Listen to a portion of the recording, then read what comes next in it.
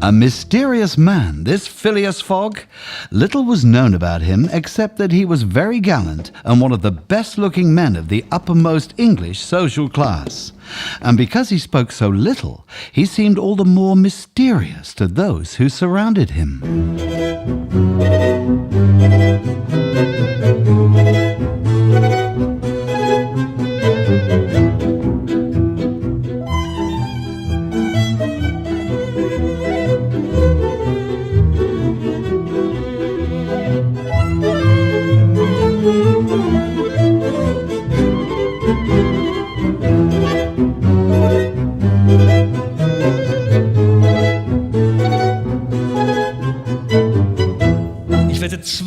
I will bet anyone £20,000 that I will tour the world in 80 days or less. The train leaves for Dover at 9:15, and I am catching it. Den nehme ich.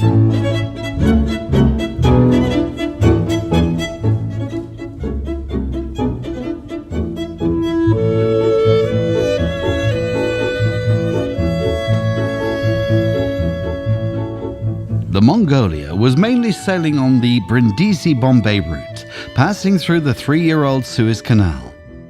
And on the Red Sea, fishing boats and coastal ships were gliding on the waves. Some looked almost like ancient galleys. He admired the fortifications that made this city the Gibraltar of the Indian Ocean, marveling at the magnificent systems on which the English engineers are now carrying through on the powerful deeds of King Solomon's engineers. Ein Sutti. A sutti, whispered the elephant leader. What is a sutti? A sutti, Mr. Fogg, is a human sacrifice. This woman, who you have just seen, will be burned tomorrow morning. She will follow her husband to the world of the dead. I still have 12 hours in my travel plan. I will dedicate it to the rescue attempt. We will help the unfortunate.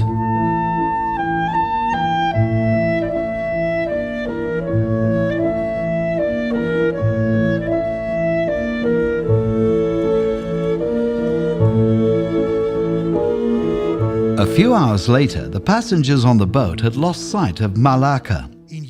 Unless we forget, the most gracious tigers in the whole world must be roaming right there in those woods.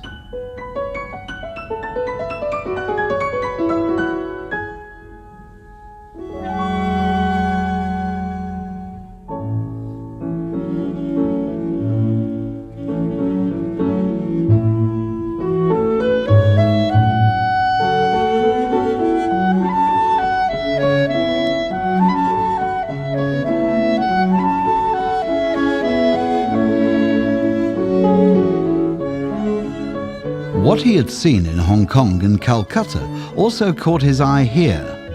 Throngs of people of all nations, Americans, English, Chinese, Dutch, most of them merchants who bought and sold all things imaginable.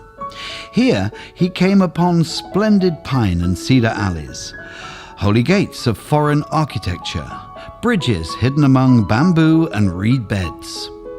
He saw monasteries in which Buddhist priests and followers of Confucianism dwelt. But Passepartout was watching the vast rice fields which seemed to stretch outside the city almost into infinity.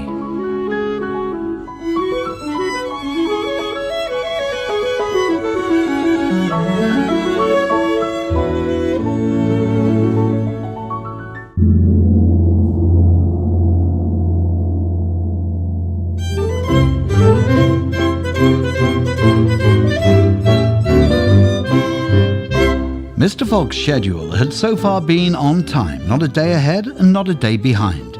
He had expected to see the legendary city of 1849, the city of bandits, fires and murderers who had been gathering here during the gold rush to make their fortune with the yellow grains, a mighty confusion of all the outcasts of the human race, a society where one played for the gold dust with a revolver in one hand and a knife in the other.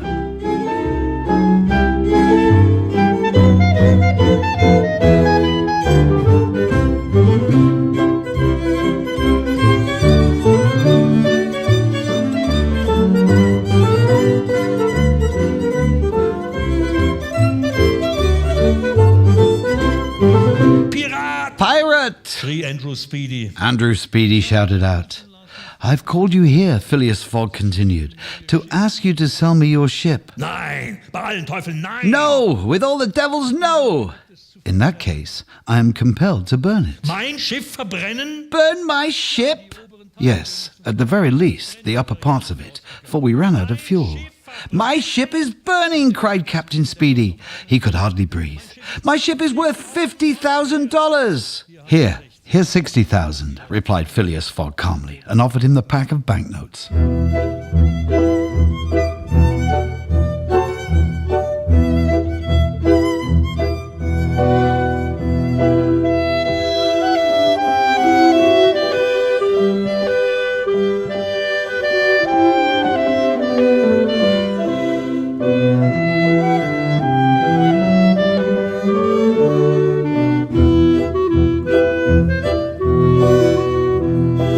16 minutes to 9, said John Sullivan in a voice which betrayed his emotion. 1 minute more and the wager would be won. They counted the seconds. At the 40th second, nothing. At the 50th, still nothing. At the 57th second, the door of the saloon opened, and the pendulum had not beat the 60th second when Phileas Fogg appeared, followed by an excited crowd who'd forced their way through the club doors, and in his calm voice said, "Here I am, gentlemen." Da bin ich, meine Herren.